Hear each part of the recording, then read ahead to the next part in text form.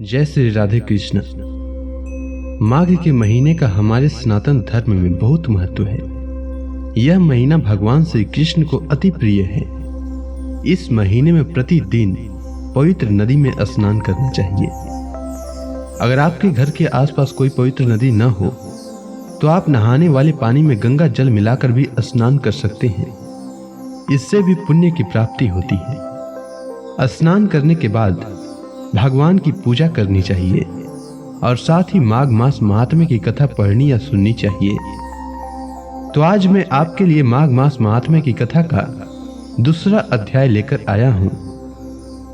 तो आइए सुनते हैं माघ मास महात्म्य की कथा का दूसरा अध्याय।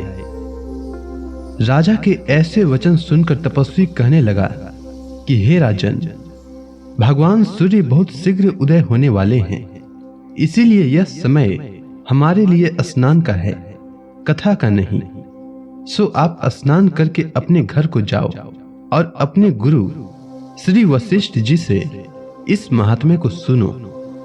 इतना कहकर तपस्वी सरोवर में स्नान करने के लिए चले गए और राजा भी विधि पूर्वक सरोवर में स्नान करके अपने राज्य को लौटा और रानीवास में जाकर तपस्वी की सब कथा रानी को सुनाई। तब सूत जी कहने लगे कि महाराज, राजा ने अपने गुरु वशिष्ठ जी से क्या प्रश्न किया और उन्होंने क्या उत्तर दिया, सो कहिए।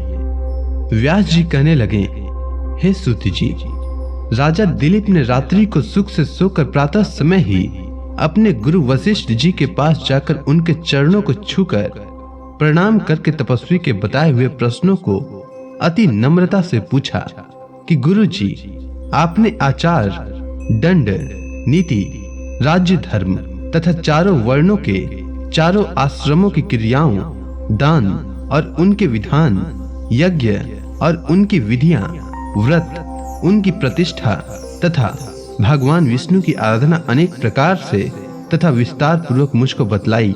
अब मैं आपसे माघ मास के स्नान के महात्म्य को सुनना चाहता हूँ। सो हे तपोधन, नियम पूर्वक इसकी विधि समझाइए। गुरु वशिष्ठ जी कहने लगे कि हे राजन, तुमने दोनों लोकों के कल्याणकारी, वनवासी तथा गृहस्थियों के अंतःकरण को पवित्र करने वाले माघ मास के स्नान का बहुत सुंदर प्रश्न पूछा है। मकर राशि में सूर्य के आने पर माघ मास में स्नान का फल गौ, भूमि, तिल, वस्त्र, स्वर्ण, अन्न और घोड़ा आदि दानों तथा चंद्रायण और ब्रह्म कवच आदि व्रत से भी अधिक होता है। वैशाख तथा कार्तिक में जब दान तप और यज्ञ बहुत फल देने वाले हैं, परंतु माघ मास में इनका फल बहुत ही अधिक होता है। माघ में स्नान करने वाला पुरुष राजा और मुक्ति के मार्ग को जानने वाला होता है। दिव्य दृष्टि वाले महात्माओं ने कहा है कि जो मनुष्य माघ मास में सकाम या भगवान के निमित्त नियम पूर्वक माघ मास में स्नान करता है, वह अनंत फल वाला होता है। उसको शरीर की शुद्धि, प्रीति, ऐश्वर्य तथा चारों प्रकार के फलों की प्राप्ति होती है। अदिति ने 12 वर्ष तक मकर संक्रांति में अन्न त्याग कर स्नान किया। इससे तीनों लोकों को उज्जवल करने वाले 12 पुत्र उत्पन्न हुए।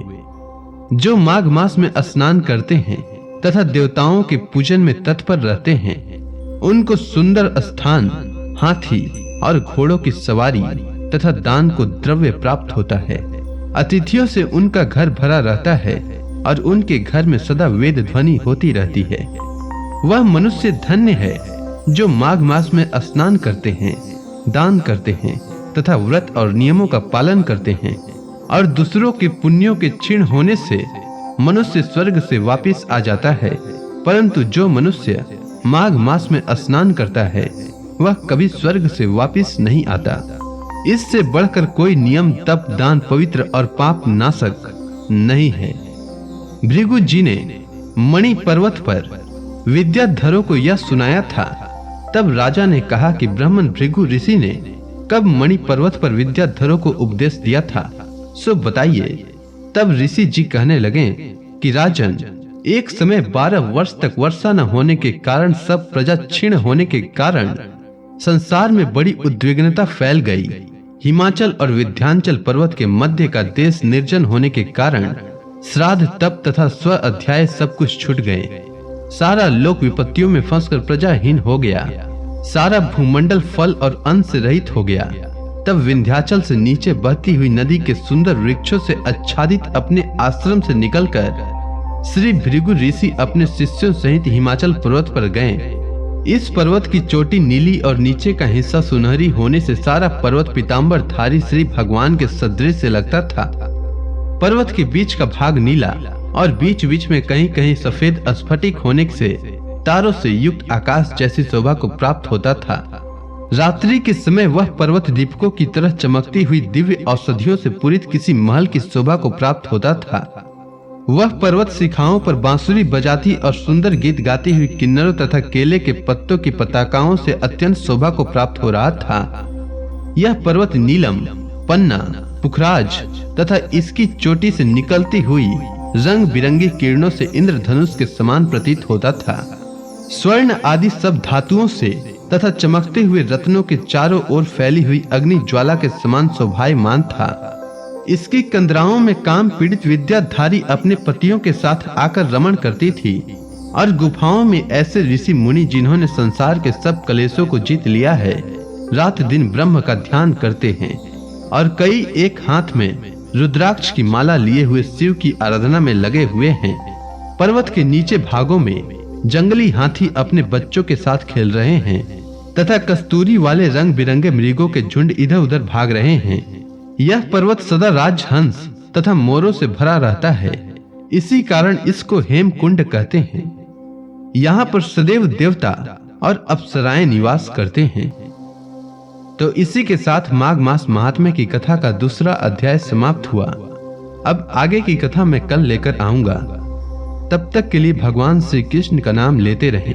तो प्रेम से बोलिए भगवान श्री कृष्ण की जय, विष्णु भगवान की जय, समस्त देवी देवताओं की जय, सनातन धर्म की जय।